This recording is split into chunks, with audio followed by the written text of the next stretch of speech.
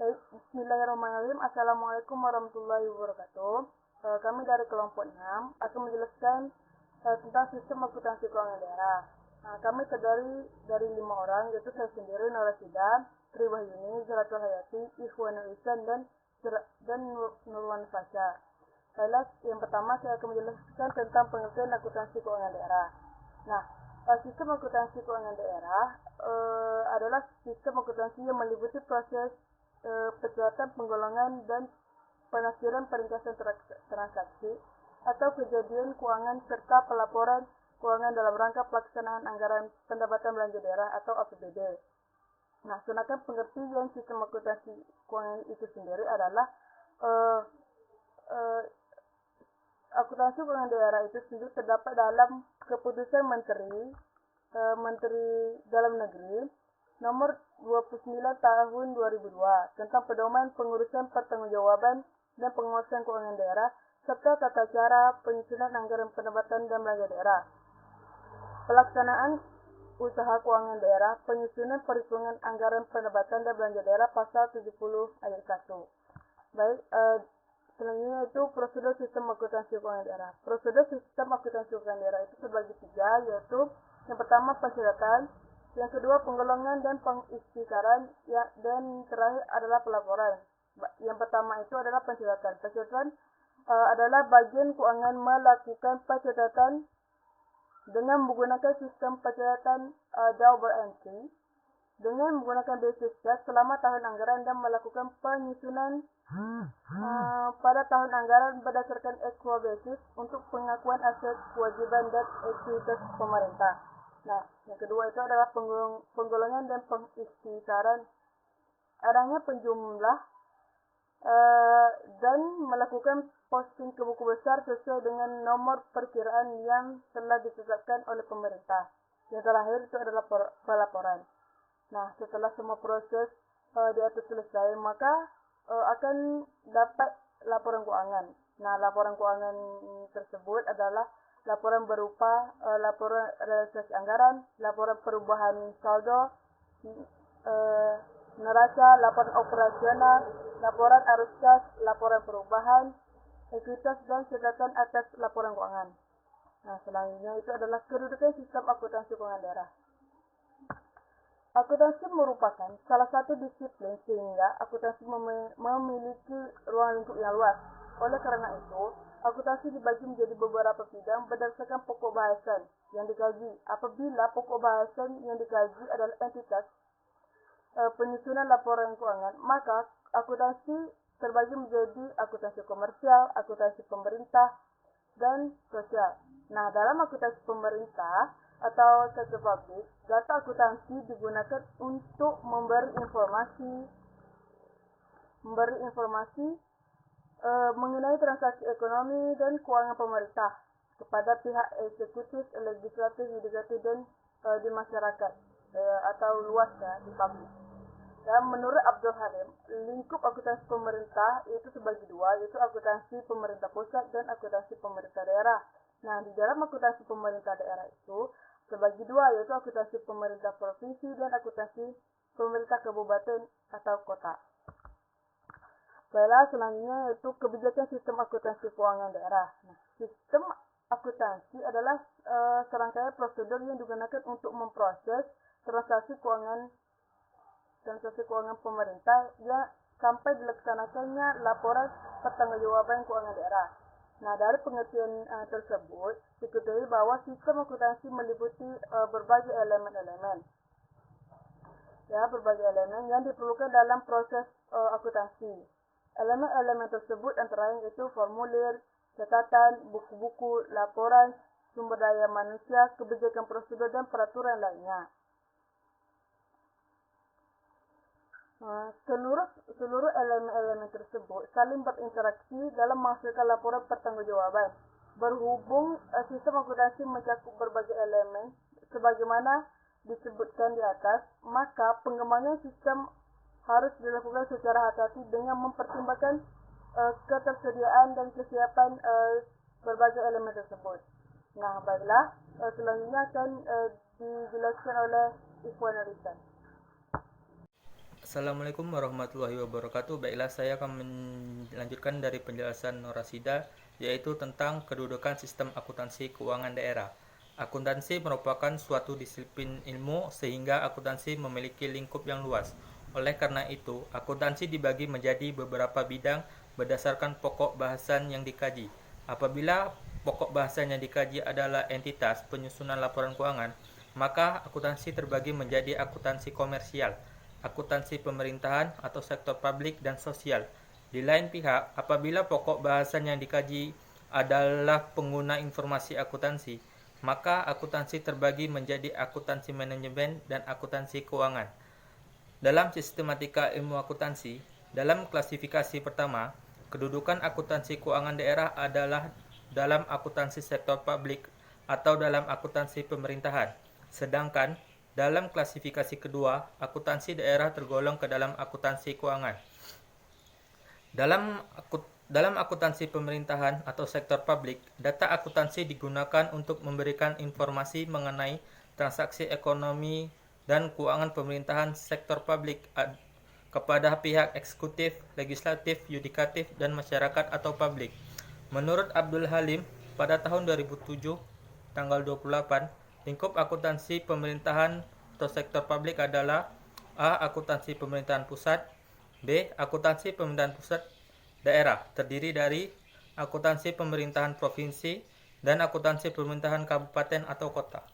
Sekian, terima kasih. Baiklah, selanjutnya akan dilanjutkan oleh Zahratul Hayati. Baiklah, selanjutnya saya akan menjelaskan tentang prosedur sistem akuntansi keuangan daerah. Prosedur sistem akuntansi keuangan daerah atau SAKD menurut Kepemendagri nomor 29 tahun 2002 meliputi A. Pencatatan, B. Penggolongan dan pengikhtisaran, dan C. Pelaporan. Prosedur sistem akuntansi keuangan daerah di atas dapat diuraikan sebagai berikut. A. Pencatatan. Bagian keuangan melakukan pencatatan dengan menggunakan sistem pencatatan double entry, dengan menggunakan cash basis selama tahun anggaran, dan melakukan penyesuaian pada tahun anggaran berdasarkan accrual basis untuk pengakuan aset, kewajiban, dan ekuitas pemerintah. B. Penggolongan dan pengikhtisaran. Adanya penjurnalan dan melakukan posting ke buku besar sesuai dengan nomor perkiraan yang telah ditetapkan oleh pemerintah Kota Subang. Yang C. Pelaporan. Setelah semua proses di atas selesai, maka akan didapat laporan keuangan. Laporan keuangan tersebut berupa laporan realisasi anggaran, laporan perubahan saldo anggaran lebih, neraca, laporan operasional, laporan arus kas, laporan perubahan ekuitas, dan catatan atas laporan keuangan. Laporan keuangan disusun untuk menyediakan informasi yang dilakukan oleh suatu entitas selama satu periode pelaporan. Laporan keuangan tersebut oleh bagian keuangan akan dilaporkan kepada pihak-pihak yang memerlukannya. Pihak-pihak yang memerlukannya antara lain Dewan Perwakilan Rakyat Daerah atau DPRD, Badan Pengawas Keuangan, investor, kreditor, dan donatur, analisis ekonomi dan pemerhati pemerintah daerah, rakyat, pemerintah daerah lain, dan pemerintah pusat yang semuanya ada dalam lingkungan akuntansi keuangan daerah. Selanjutnya akan dijelaskan oleh Nurwana Fasya. Assalamualaikum warahmatullahi wabarakatuh. Saya Nurwana Fasya akan menjelaskan metode pencatatan. Di sini terdapat 3 metode pencatatan, yaitu single entry, double entry, dan triple entry. Yang pertama itu single entry, yaitu sistem pencatatan buku tunggal atau single entry. Dalam sistem ini, pencatatan transaksi ekonomi hanya dilakukan satu kali. Transaksi yang mengakibatkan pemasukan kas akan dimasukkan di sisi penerimaan, sedangkan yang mengurangi kas akan dimasukkan ke dalam sisi pengeluaran. Sistem pencatatan buku tunggal ini memiliki kelebihan, salah satunya yaitu mudah dipahami dan sederhana. Namun, dalam sistem ini kurang bagus untuk pelaporan, karena sulit untuk menemukan kesalahan pembukuan. serta sulit untuk melakukan kontrol keuangan. Karena itu ada sistem pencatatan yang lebih baik, yaitu double entry. Double entry sendiri itu yaitu metode yang sama dengan metode pencatatan debit kredit pada prinsip dasar akuntansi. Namun, ada sedikit perbedaan formulasi dasar akuntansi di ranah akuntansi keuangan daerah, yaitu formulasi dasarnya belanja ditambah aset sama dengan kewajiban ditambah ekuitas ditambah pendapatan. Pencatatan dengan metode ini menggunakan basis kas akrual. Yang dimaksud dengan basis kas akrual ini yaitu pencatatan akuntansi hanya berlaku pada pencatatan yang berkaitan dengan penerimaan dan pengeluaran kas. Sedangkan pencatatan di luar penerimaan dan pengeluaran kas dicatat dengan basis akrual. Yang ketiga itu triple entry. Metode pencatatan triple entry ini merupakan pengembangan dari metode double entry. Prinsipnya sama dengan double entry, namun ada tambahan pada buku anggaran.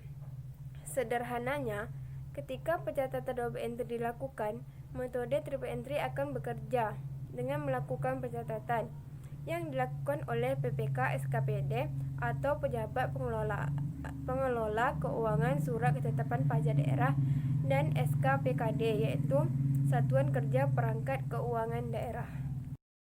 Assalamualaikum warahmatullahi wabarakatuh. Dengan saya Tri Wahyuni. Di sini saya akan melanjutkan presentasi dari Nirwana Fasya, di mana kita akan membahas tentang output dari akuntansi keuangan daerah.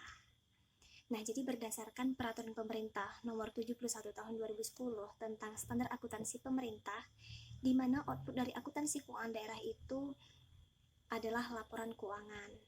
Nah, dalam laporan keuangan itu terdapat komponen-komponennya, seperti laporan realisasi anggaran atau biasa disebut dengan LRA, yang kedua ada laporan perubahan saldo anggaran lebih, yang ketiga ada neraca, yang keempat ada LO atau laporan operasional, yang kelima ada laporan arus kas, yang keenam ada laporan perubahan ekuitas, dan yang ketujuh adalah catatan atas laporan keuangan. Nah, setiap kepala SKPD selaku pengguna anggaran wajib menyusun laporan keuangan paling tidak itu ada 5 laporan keuangan. Yang pertama itu laporan realisasi anggaran atau yang biasa disebut dengan LRA. Nah, pada laporan ini menyajikan perbandingan antara realisasi pendapatan dan realisasi belanja dengan estimasi pendapatan dan pagu anggaran yang telah ditetapkan pada awal tahun. Selanjutnya itu ada neraca, di mana neraca ini menggambarkan posisi keuangan suatu entitas pelaporan. Nah, dalam laporan neraca ini mencakup informasi mengenai aset, kewajiban, dan ekuitas dana pada tanggal tertentu. Selanjutnya itu yang ketiga, ada laporan operasional, di mana laporan ini menyajikan ikhtisar sumber daya ekonomi yang menambah ekuitas dan penggunaannya yang dikelola oleh pemerintah pusat atau daerah untuk kegiatan penyelenggaraan pemerintah dalam satu periode pelaporan. Selanjutnya yang keempat, itu ada laporan perubahan ekuitas, di mana laporan ini menyajikan informasi kenaikan atau penurunan suatu ekuitas pada suatu entitas dibandingkan dengan tahun sebelumnya.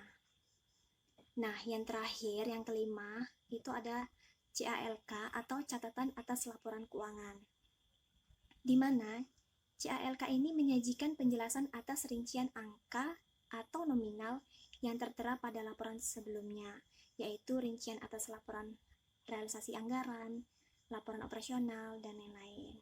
Nah, selanjutnya kita akan membahas mengenai siklus akuntansi keuangan daerah, di mana siklusnya itu tidak jauh beda dengan siklus akuntansi pada umumnya. Siklusnya itu dimulai dari dokumen transaksi, pencatatan ke dalam jurnal, posting ke dalam buku besar, pembuatan neraca saldo, menyusun jurnal penyesuaian, hingga menyusun laporan keuangan dan jurnal penutup maupun pembalik. Nah, yang pertama itu kita akan mengidentifikasi transaksi, di mana setiap transaksi harus memiliki bukti. Nah, kita akan mengidentifikasi apakah bukti-bukti tersebut sah dan sudah diverifikasi. Contoh bukti transaksinya seperti kwitansi, faktur, bukti kas keluar, dan sebagainya. Nah, setelah kita mengidentifikasi transaksi, maka kita akan menganalisis transaksi tersebut. kita harus menentukan pengaruhnya terhadap posisi keuangan. Jadi, transaksi akan kita catat dengan sistem double entry, di mana setiap transaksi yang dicatat akan berefek pada posisi keuangan, yaitu debit dan kredit dengan jumlah yang sama. Jadi, setiap transaksi itu akan mempengaruhi sekurang-kurangnya 2 rekening pembukuan. Setelah kita mengidentifikasi maupun menganalisis transaksi, kita akan melakukan pencatatan ke dalam jurnal yang biasa disebut journalizing. Selanjutnya, kita akan memposting ke dalam buku besar. Jadi, dari jurnal akan kita pindah ke dalam buku besar. Nah, saldo akhir setiap akun rekening akan kita pindahkan atau kita buat ke dalam neraca saldo. Jadi, neraca saldo itu akan menggambarkan saldo akhir setiap akun rekening dan saldo atau jumlah debit kreditnya itu harus sama. Jika tidak, berarti ada kesalahan pencatatan. Selanjutnya, kita akan menyusun jurnal penyesuaian. Jadi, jika akhir periode akuntansi terdapat kesalahan atau ada transaksi yang belum dicatat, ataupun ada yang perlu disesuaikan, seperti rekonsiliasi bank, maka kita akan melakukan jurnal penyesuaian. Kemudian, setelah kita melakukan jurnal penyesuaian, kita akan membuat neraca saldo setelah penyesuaian. Lalu, barulah kita dapat menyusun laporan keuangan serta melakukan jurnal penutup maupun pembalik. Nah, jadi sudah disebutkan sebelumnya bahwa siklus akuntansi keuangan daerah itu tidak jauh beda dengan siklus akuntansi pada umumnya. Hanya saja terdapat perbedaan pada langkah atau alurnya, di mana pada akuntansi keuangan daerah, setelah penyusunan neraca saldo setelah penyesuaian, dapat langsung dibuat laporan perhitungan APBD-nya. Nah, jadi hanya itu yang dapat kami sampaikan. Saya mewakili moderator. Mohon maaf jika ada kesalahan dalam mempresentasikan mengenai akuntansi keuangan daerah ini. Saya ucapkan terima kasih. Wassalamualaikum warahmatullahi wabarakatuh.